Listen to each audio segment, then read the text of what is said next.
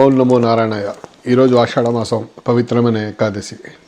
ఈ సందర్భంగా మనం శ్రీ బ్రహ్మశ్రీ ఎల్లంరాజు శ్రీనివాసరావు గారు చెప్పిన ఒక అద్భుతమైన వేదాంత భావాన్ని మనం అర్థం చేసుకుందాం.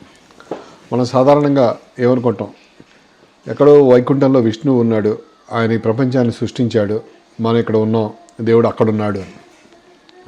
కానీ వేదాంతం ఇంకా లోతుగా చెప్తుంది. విష్ణువు విశ్వాన్ని తనకు వేరుగా సృష్టించలేదు, విష్ణువే విశ్వంగా కనిపిస్తున్నాడు. విష్ణు అనే మాటకు అంతటా వ్యాపించి ఉన్నవాడని అర్థం ఉంది. అట్లాగే మనకు కనిపించే ఆకాశం, భూమి, నదులు, పర్వతాలు, మనుషులు, జంతువులు అవన్నీ కూడా పరమాత్మకు బయట ఉన్న వస్తువులు కావు. ఒకే బంగారం అనేక ఆభరణాలుగా కనిపించినట్టు, ఒకే సముద్రం అనేక అలలుగా కనిపించినట్టు, ఒకే పరమాత్మ ఈ సమస్త విశ్వంగా కనిపిస్తున్నాడు.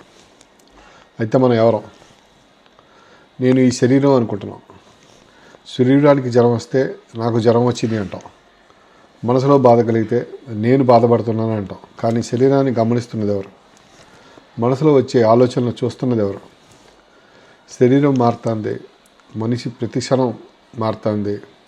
కానీ ఈ మార్పులను తెలుసుకున్న నేను మాత్రం అలాగే ఉంది. అందుకే నేను శరీరం కాదు, నేను మనసు కూడా కాదు. శరీరాన్ని, మనసుని తెలుసుకుంటున్న సాక్షి చైతన్యమే నా నిజమైన స్వరూపం. ఈ సత్యాన్ని మనం ఎలా చూడాలి? ఎందుకంటే చూస్తున్న కళ్ళతో ఆయనే ఉన్నాడు, ఆలోచిస్తున్న మనసులోనే దేవుడే ఉన్నాడు. చూసేవాడు, చూడబడేది, చూసే శక్తి మూడు ఆయనే. ఇప్పుడు మనం ఇవాళ శనివారం కాబట్టి కాసేపు తిరుమల దర్శనం గురించి మాట్లాడుకుందాం. తిరుమల దర్శనం ఒక్కొక్కరికి ఒక్కొక్క రకమైన అవకాశాలు దొరుకుతాయి. కొంతమంది విఐపి బ్రేక్ దర్శనానికి వెళ్తారు, కొంతమంది 300 రూపాయల దర్శనానికి పోతారు, ఇంకొంతమంది సర్వదర్శనం 24 గంటల క్యూలో ఉంటారు. సమయం వేరు, మార్గం వేరు, సౌకర్యం వేరు. కానీ అలాగే స్వామివారిని చూసే సమయం కూడా వేరే. అయినా కూడా బయటకు వచ్చిన ప్రతి భక్తుడు స్వామివారి దర్శనం అయ్యింది, మనసు నిండిపోయింది, స్వామివారి ఆశీర్వాదం లభించింది అనే అనుభూతితోనే ఉంటాడు. ఎవరికి కూడా అనుభూతి విషయంలో ఎవరు తక్కువ లేదు. అరే నేను 24 గంటలు చేసుకున్నాను దర్శనం అనేవాడికి ఎక్కువ సంతోషం, గంటలో చూసిన వాడికి తక్కువ సంతోషం అట్లాగే ఉండదు. సో ఎందుకు ఇలాగా అంటే, ఆనందం కేవలం మనకు కళ్ళకు కనిపించిన విగ్రహం నుంచి రావడం కాదు. ఏదైతే ఆ నిమిషంలో దర్శనం జరిగిందో ఆ క్షణంలో మన అహంకారం కూడా పూర్తిగా తగ్గిపోతుంది. మన కోరికలు కొద్దిసేపు ఆగిపోతాయి. మనసు పూర్తిగా స్వామివారిపై నిలుస్తుంది. మనసులోని శబ్దం తగ్గినప్పుడు మనలో ఎప్పటి నుంచో ఉన్న దేవానందమే బయటపడుతుంది.